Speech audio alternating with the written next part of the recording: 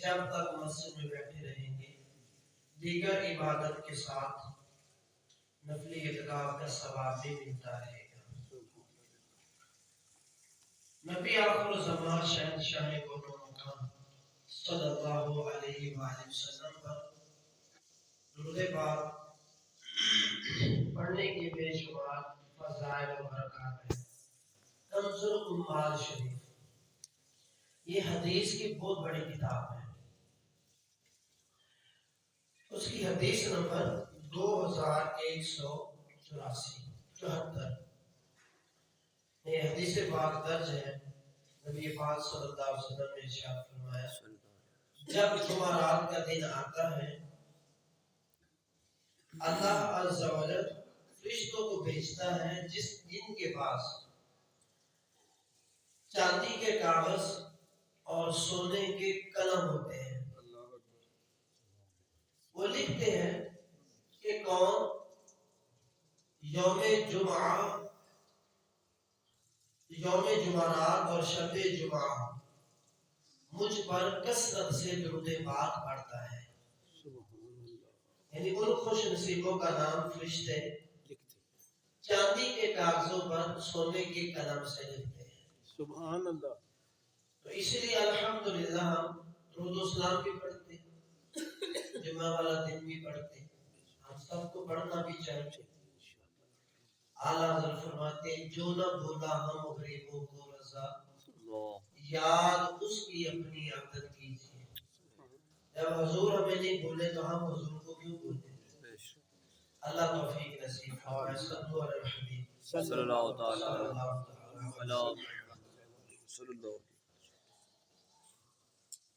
در الناصحین کتاب ہے، اس کے صفحہ نمبر 8 پر یہ حقائق درج ہے۔ محمد نامی ایک شخص سارا سال جو ہے وہ نماز نہیں پڑھتا تھا۔ جب رمضان شریف کا متبرک مہینہ آتا تو وہ پاک صاف کپڑے پہنتا اور 5 وقت پابندی کے ساتھ نماز پڑھتا، اور گزشتہ جو سال کی نمازیں اس نے چھوڑی ہوتی وہ بھی رمضان کے مہینے میں ادا کرتا ہے۔ کسی نے پوچھا کہ عام دنوں میں تو ایسا نہیں کرتا؟ اس نے جواب دیا کہ یہ مہینہ برکت والا ہے، رحمت والا ہے، توبہ والا ہے اور مغفرت والا ہے، شاید اسی سبب سے اللہ تعالیٰ نے میری کوشش فرما دی۔ جب اس کا انتقال ہوا تو انتقال کے بعد کسی نے اس کو خواب میں دیکھا اور اس کا ما فعل اللہ بک، یعنی اللہ تعالیٰ نے تمہارے ساتھ کیا معاملہ کیا؟ اس نے جواب دیا اللہ تعالیٰ نے مجھے احترام رمضان کی برکت سے بخش دیا۔ سبحان اللہ۔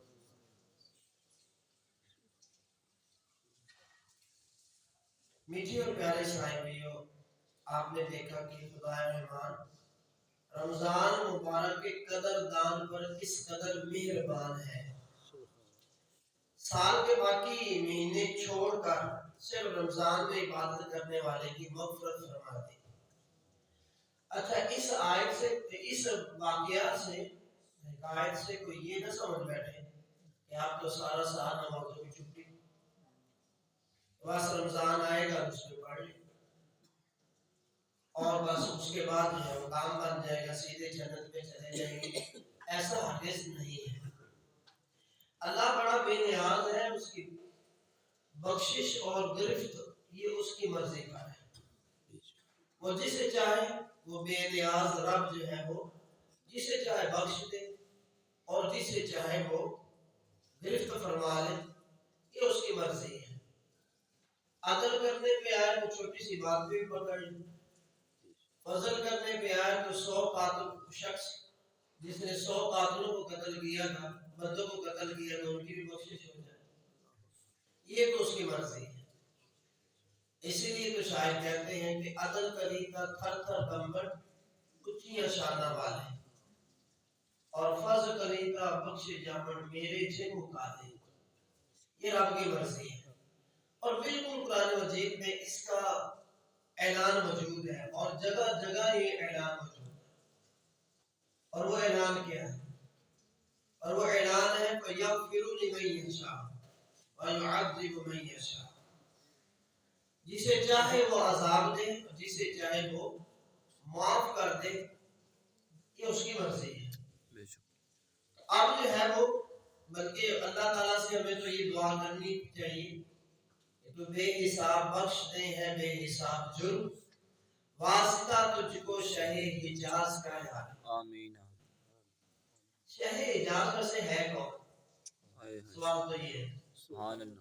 اب یہ جو موجودہ جس کو ہم سعودی عرب کہتے ہیں نا، میرے نبی نے اس کا نام حجاز رکھا. سبحان اللہ. اب دیکھ لو، ایک میرے نبی کا نام رکھا ہوا ہے اور ایک دنیا داروں کا نام رکھا ہوا ہے. عرب شریف کا نام حجاز ہے. سبحان اللہ. حجاز مقدس. لیکن ظالموں نے کیا کچھ ظلم نہیں کیا، اس کا نام بھی بدل دیا. ہم تو اب بھی کرتے ہیں حجاز مقدس. ہمارے دل میں اب بھی وہ حجاز مقدس کا ہی احترام ہے. ہم سعودی عرب ہمیں نہیں پسند آتا. ہم تو یا تو عرب شریف کہتے ہیں جو حدیثوں میں نام آیا عرب، اور یا ہم حجاز کہتے ہیں. میرے آقا کا یہ فرمان بالکل اشکار شریف کے اندر میں نے بیان بھی کیا تھا. حضور نے فرمایا تھا قرب قیامت جو ہے وہ دین جو ہے سمٹ کر حجاز کی طرف چلا جائے گا. دین حجاز سے جس طرح نکلا تھا، اسی طرح قرب قیامت میں سمٹ کر حجاز کی طرف ایسے ہی آ جائے گا کہ جیسے کوئی سانپ اپنی بل سے نکلتا اور واپس آیا. یہ حضور نے، میں نے یہاں پہ آپ کو جو بتانا تھا وہ لفظ حجاز بتانا تھا.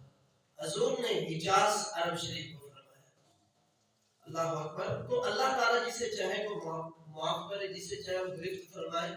ہمیں جو ہے کوشش کرتے رہنا چاہیے، عبادت سے منہ نہیں موڑنا چاہیے. یہ بات ذہن میں رکھے.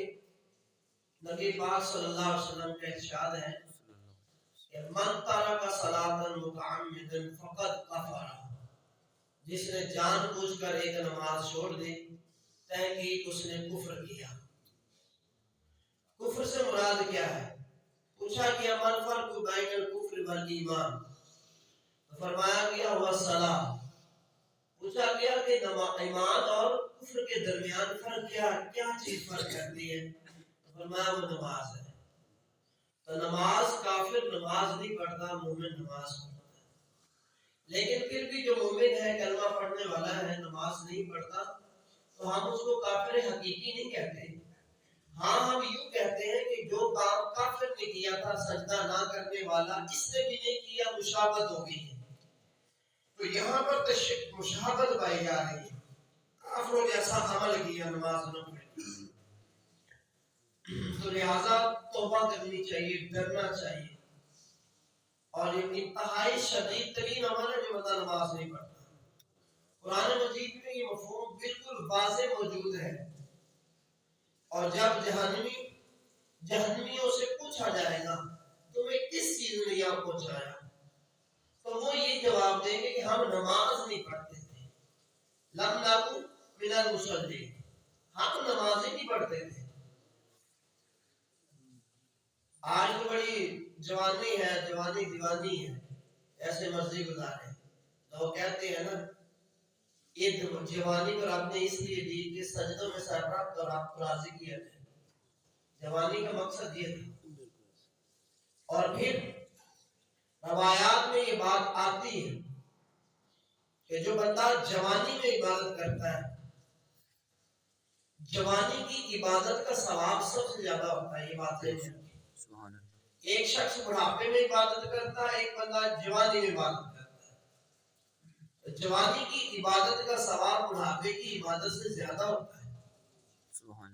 اس کی وجہ یہ ہے کہ جوانی کے اندر انسان جو نوجوان جو ہے، اس کے اندر گناہوں کا زور بھی زیادہ ہوتا ہے، شیطان کا زور بھی زیادہ ہوتا ہے اس کے اوپر.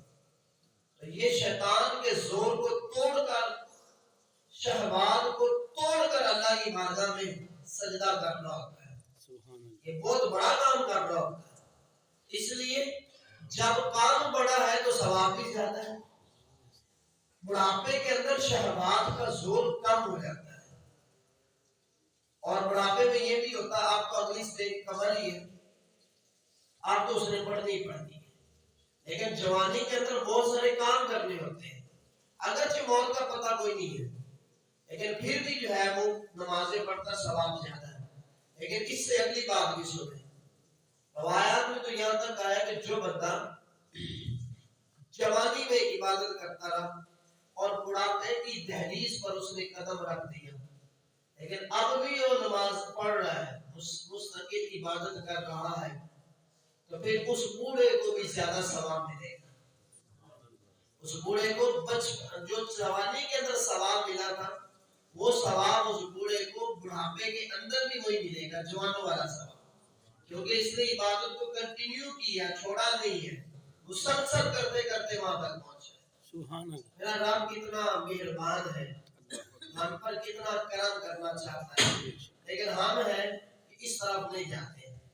याद रखिए कि अल्लाह ताला की बड़ी रहमत बहुत वसी है, इसमें कोई शक नहीं, लेकिन अल्लाह की पकड़ भी बड़ी शदीद है। इन्ना बत्श रब्बिका लशदीद, रब नहीं फरमाया, यहाँ पर जहाँ फरमाया ना कि अल्लाह बड़ा मेहरबान है, रहीम है, करीम है, वहां पे इन्ना बत्श रब्बिका लशदीद भी कहा है कि तुम्हारे रब की पकड़ बड़ी सख्त है।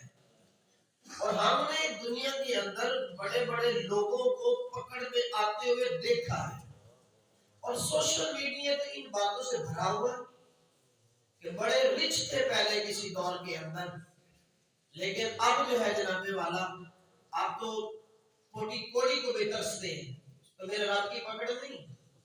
बड़ी जवानी थी, बड़े डील डोल की जिंदगी गुजार रहे थे, बड़ा रोब और दबदबा था, लेकिन बीमारी ऐसी लगी है कुछ भी बाकी न बचा, लेकिन मेरे रब की पकड़ नहीं है।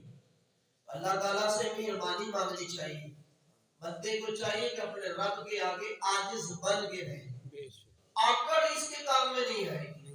कुरान कहता है कि क्या अकड़ कर चलने वाला, क्या तू जमीन को फाड़ डालेगा, क्या जमीन को चीर डालेगा, ये जो अकड़ अकड़ कर चल रहा है। इसलिए बंदे को चाहिए आजिज बन के रहे। मेरा रब की रहमत बड़ी वसी है, बख्शने पे आए तो छोटी सी नेकी पर बड़े बड़ों को बख्श देता है। जैसा कि हदीस रिवायात में आता है, बुखारी शरीफ की हदीस पाक है, हदीस नंबर 3321, नबी पाक सल्लल्लाहु अलैहि वसल्लम ने इरशाद फरमाया, एक औरत को सिर्फ इसलिए बख्श दिया गया कि उसने एक प्यासे कुत्ते को पानी पिलाया। हाय हाय हाय, सुभान अल्लाह। रब ने सिर्फ इसलिए बख्श दिया। नबी पाक सल्लल्लाहु अलैहि वसल्लम के एक और फरमान मिलता है सही मुस्लिम के अंदर कि एक शख्स रास्ते में से एक दरख्त को उसने हटाया ताकि लोगों को तकलीफ ना दे, अल्लाह ताला ने राजी होकर उसकी भी बख्शिश फरमा दी। और फिर एक और हदीस पाक में तकाज़े में नरमी, यानी कर्ज की वसूली में आसानी करने वाला एक शख्स, अल्लाह ताला ने उसकी भी बख्शिश फरमा दी। ये भी सही बुखारी शरीफ की हदीस पाक है। तो मेरा रब तो बड़ा करम करने वाला है, लेकिन अगर पकड़ने पे आए तो बाजार छोटी सी बात में पकड़ लेता है। जैसा कि एक बुजुर्गों के बारे में आता है, अल्लाह के बंदे थे, अल्लाह के वली थे, नेक बंदे थे, लेकिन जनाबे वाला उन्होंने सिर्फ और सिर्फ सारी जिंदगी इबादत की, तकवा और परहेजगारी के साथ जिंदगी गुजारी, लेकिन पकड़ने पे आए तो यूं पकड़े गए। एक दिन मजदूरी की, हक हलाल की मजदूरी की, और मजदूरी क्या थी, जंगल से लकड़ियां तोड़कर मजदूर उठाकर घर छोड़ने थे।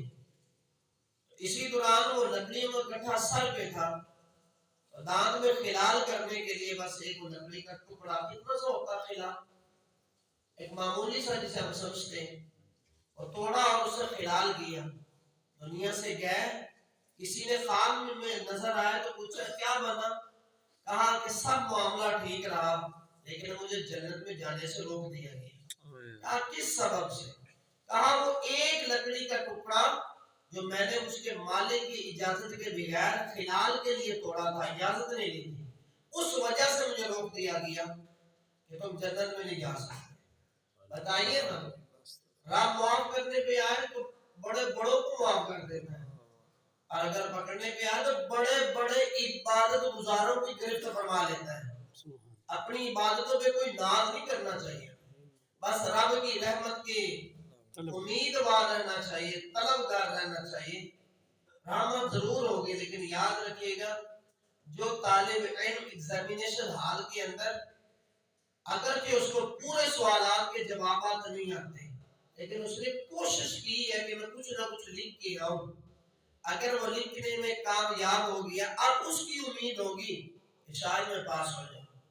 बात समझ में आ रही? तो इसी तरह अगर हम दुनिया में आए, अगर दुनिया में कुछ ना कुछ अमल करेंगे, नमाज़ें पढ़ेंगे, अगर वो कमी भी रह जाएगी तो इंशाअल्लाह अल्लाह ताला अब अल्लाह की रहमत से उम्मीद रखेंगे। अब उसका काम ही नहीं किया, कुछ करना ही नहीं है, और कहें कि अल्लाह ताला बख्श देगा, बच्चों बख्शेगा तो तब ना वो काम सीधा कितना हो रहा है।